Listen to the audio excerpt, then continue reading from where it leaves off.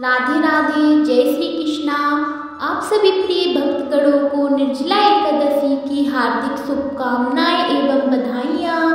आज ज्येष्ठ शुक्ल पक्ष की निर्जला एकादशी व्रत कथा सुनते हैं, तो सभी भक्तों ध्यानपूर्वक सुनिए। अगर अभी तक आपने चैनल को सब्सक्राइब नहीं किया है तो चैनल को जरूर से सब्सक्राइब करें। राधे राधे। निर्जला एकादशी साल का सबसे कठिन व्रत निर्जला एकादशी है। यह भगवान विष्णु को अति प्रिय है। इस व्रत को करने से मनुष्य के सभी पाप नष्ट हो जाते हैं। तो सुनिए। राधे राधे। भगवान श्री कृष्ण धर्मराज युधिष्ठिर से बोले कि हे राजन, श्री सूत जी ने इस एकादशी को कथा अनेक ऋषियों मुनियों को कही थी। एक बार पांडु पुत्र भीम ने अपने पूज्य पितामह व्यास जी से भी निर्जला एकादशी की कथा का वृत्तांत जानने की जिज्ञासा प्रकट की थी। तब सभी शास्त्रों व वेदों के मर्मज्ञ वेद व्यास जी ने कहा, जेठ के शुक्ल पक्ष और कृष्ण पक्ष, इन दोनों में ही पक्षों में एकादशियों के व्रत में भोजन नहीं करना चाहिए। द्वादशी को स्नान आदि से पवित्र होकर भगवान केशव की पूजा करके सबसे पहले ब्राह्मण को भोजन कराकर अंत में स्वयं भोजन कर भीमसेनी कहने लगे, हे पितामह, मैं विधिवत भगवान की पूजा आदि तो कर सकता हूँ, दान भी दे सकता हूँ, परंतु बिना भोजन के नहीं रह सकता। इस पर व्यास जी कहने लगे, हे भीमसेन, यदि तुम नरक को बुरा और स्वर्ग को अच्छा समझते हो तो प्रिय मास की दोनों एकादशियों को अन्न ग्रहण न किया करो।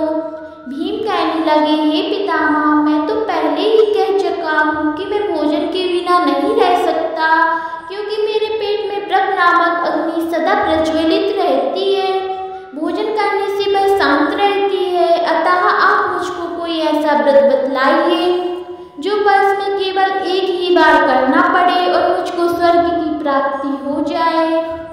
श्री व्यास जी कहने लगे, हे पुत्र, बड़े बड़े ऋषियों ने अनेक शास्त्र आदि बनाए हैं। उन शास्त्रों में भी लिखा है कि मनुष्य को दोनों पक्षों की एकादशी का व्रत करना चाहिए, इससे उन्हें स्वर्ग की प्राप्ति होती है। श्री व्यास जी के वचन सुनकर भीमसेन नरक में जाने के भय से भयभीत हो गए और कांप कर कहने लगे, अब मैं क्या करूं? मास में 2 व्रत तो मैं कर नहीं सकता, अतः आप मुझे वर्ष में कोई एक ऐसा व्रत बतलाइए जिसको करने से मेरी मुक्ति हो जाए। यह सुनकर व्यास जी बोले, जेठ मास में सूर्य वृष राशि पर हो या मिथुन राशि पर हो, शुक्ल पक्ष की जो एकादशी आती है, तुम उस एकादशी को निर्जल व्रत करो। इस एकादशी के व्रत स्नान और आचमन से अलावा जल वर्जित है, इसलिए इसे निर्जला एकादशी कहते हैं। आचमन में 6 मासी जल से अधिक नहीं होना चाहिए, अन्यथा वह मद्यपान के सदृश हो जाता है। इस दिन भोजन करने से व्रत नष्ट हो जाता है। यदि एकादशी को सूर्योदय से लेकर द्वादशी को सूर्योदय तक जल ग्रहण ना करें तो उसे सारी एकादशियों के व्रत के समान फल जरूर प्राप्त होता है। द्वादशी को सूर्योदय से पहले उठकर स्नान आदि करके ब्राह्मणों को दान आदि देना चाहिए। इसके पश्चात भूखे ब्राह्मणों को भोजन कराएं, फिर आप स्वयं ही भोजन करें। इस एकादशी का फल वर्ष की संपूर्ण एकादशियों के फल के बराबर होता है। व्यास जी कहने लगे, हे भीमसेन, यह मुझको स्वयं भगवान ने बतलाया है। इस एकादशी का पुण्य समस्त तीर्थों और दानों से भी अधिक है। केवल एक दिन मनुष्य निर्जल रहने से सभी पापों से मुक्त हो जाता है। जो मनुष्य निर्जला एकादशी का व्रत करते हैं उनको मृत्यु के समय यमदूत आकर नहीं घेरते, वरन भगवान के पार्षद उनको पुष्पक विमान में बैठाकर स्वर्ग को ले जाते हैं। अतः संसार में सबसे श्रेष्ठ निर्जला एकादशी का व्रत है, इसलिए अकल्प पूर्वक इस व्रत को करना चाहिए। उस दिन ओम नमो भगवते वासुदेवाय इस मंत्र का उच्चारण करके गौदान करना चाहिए। इस प्रकार व्यास जी की आज्ञा अनुसार भीमसेन ने इस व्रत को किया, इसलिए इस एकादशी को भीमसेनी या पांडव एकादशी भी कहते हैं। निर्जला एकादशी व्रत करने से प्रथम भगवान भगवान, आज मैं श्रद्धापूर्वक निर्जल व्रत रखकर दूसरे दिन भोजन करूंगा, अतः आपकी कृपा से मेरे सारे पाप नष्ट हो जाए। इस दिन जल से भरा हुआ एक घड़ा वस्त्र ढककर स्वर्ण स्थित दान करना चाहिए।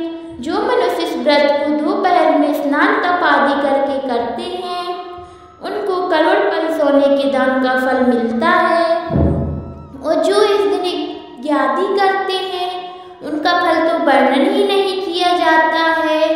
निर्जला एकादशी के व्रत से विष्णु लोक को प्राप्त होता है। जो मनुष्य इस दिन अन्न खाते हैं, वे चंडाल के समान होते हैं, वे अंत में नरक में जाते हैं। ब्रह्म हत्यारे, मद्यपान करने वाले, चोरी करने वाले या गुरु के साथ द्वेष करने वाले इस व्रत को करने से सब स्वर्ग को जाते हैं।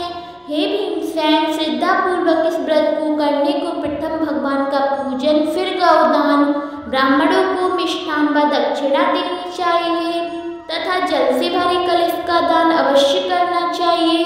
निर्जला एकादशी के दिन वस्त्र, पात्र, उपनाय, जूती आदि का भी दान करना चाहिए। जो मनुष्य भक्ति पूर्वक इस कथा को पढ़ते हैं या सुनते हैं, उनको निश्चय ही स्वर्ग की प्राप्ति होती है। बोलिए जय श्री कृष्णा, राधे राधे। आप सभी भक्तों को निर्जला एकादशी की हार्दिक बधाइयाँ एवं शुभकामनाएं। आप सभी को कथा अच्छी लगी हो तो लाइक, कमेंट, शेयर, सब्सक्राइब जरूर करिएगा। कमेंट में जय श्री हरे विष्णु, राधे राधे जरूर लिखिएगा। जय श्री कृष्णा। ओम श्री कृष्णाय वासुदेवाय नमः। हरे कृष्ण कृष्ण कृष्ण हरे हरे, हरे रामा रामा रामा हरे हरे। आप सभी प्रिय भक्तगणों को एक बार फिर से मेरी तरफ से निर्जला एकादशी की हार्दिक शुभकामनाएं। आप सभी भक्तों ने अभी तक चैनल को सब्सक्राइब नहीं किया है तो चैनल को जरूर से सब्सक्राइब करें। राधे राधे।